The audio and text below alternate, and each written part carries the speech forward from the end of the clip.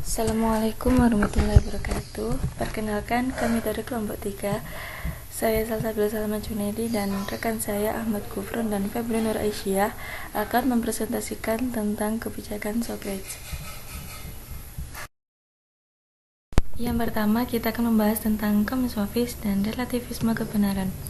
Sofis adalah nama yang diberikan kepada sekelompok filsuf yang hidup dan berkarya pada zaman yang sama dengan Socrates.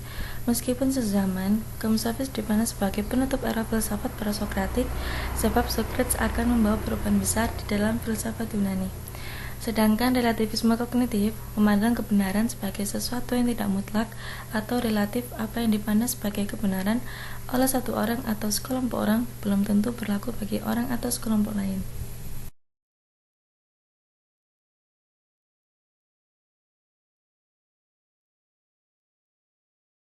Bab selanjutnya, metode Sokratik.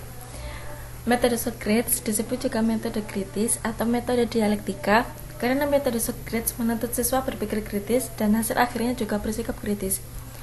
Metode ini juga menekankan dialog-dialog pemikiran sebagai usaha mengungkapkan sesuatu objek pembahasan menuju pada hakikat terdalamnya. Suatu bentuk penalaan filosofis dengan mengeksplorasi implikasi dari posisi lawan bicara untuk merangsang munculnya pemikiran rasional dan gagasan baru. Metode dialektis ini sering melibatkan diskusi yang bertentangan cara pandang seseorang diadu dengan yang lain. Seseorang partisipan dapat mengarahkan orang lain untuk menentangnya sehingga akan memperkuat pandangannya sendiri. Jadi, metode Socrates ini suatu pembelajaran yang dilakukan dengan percakapan, perdebatan yang dilakukan oleh dua orang atau lebih yang saling berdiskusi dan dihadapkan dengan deretan pertanyaan-pertanyaan. Next, ada kebenaran universal.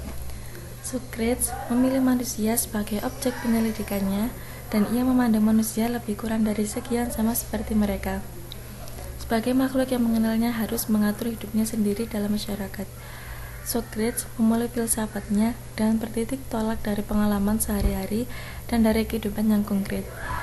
Tetapi ada perbedaan yang penting antara Socrates dan komsofis, yaitu Socrates tidak menyetujui relativisme yang hidup dalam komsofis. Menurut Socrates, ada kebenaran objektif yang tidak tergantung pada saya atau kita. Poin yang terakhir, yaitu suara ilahi. Hal ini berkaitan dengan proses kematiannya Socrates. Socrates selalu mengatakan bahwa dia menyimpan suara ilahi di dalam dirinya. Pada tahun 399 sebelum Masehi, dia didakwa memperkenalkan dewa-dewa baru dan merusak kaum muda, serta tidak mempercayai dewa-dewa yang telah diterima. Juri yang terdiri dari 500 orang menyatakan bersalah. Sebenarnya ia bisa saja mengajukan kelonggaran, setidaknya nyawanya sendiri bisa terselamatkan. Tapi itulah Socrates, yang menghargai hati nurani dan kebenaran lebih nyawanya sendiri. Akhirnya, Socrates dihukum untuk meminum racun cemara guna kepentingan negara. Sekian dari kelompok kami. Wassalamualaikum warahmatullahi wabarakatuh.